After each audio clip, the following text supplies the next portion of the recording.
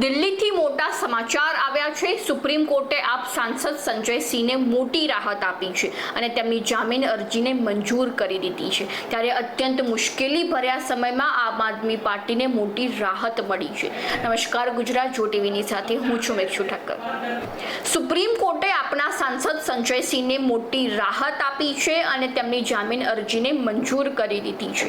આવી પરિસ્થિતિમાં સંજય સિંહ હવે જેલમાંથી બહાર આવી શકશે અને રાજકીય ગતિવિધિઓ પણ કરી શકશે। તમને જણાવી દઈએ કે દિલ્હીના દારૂ કૌભાંડ કેસમાં ઓક્ટોબર 2023માં ઈડીએ સંજય સિંહની ધરપકડ કરી હતી, પરંતુ હવે સંજય સિંહ માટે મોટા રાહતના સમાચાર આવી ગયા છે। તે વચ્ચે એવી અપેક્ષાઓ પણ દેખાઈ રહી છે કે તેઓ આજે મોડી સાંજ સુધી અથવા તો આવતીકાલે સવાર સુધી જેલમાંથી મુક્ત થઈ જશે।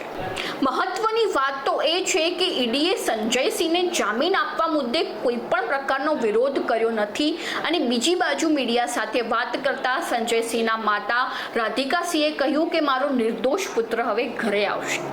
તો આવી જ નવી માહિતીને જાણવા માટે ફોલો કરો જો ટીવી મેક્ષુ ઠક્કર।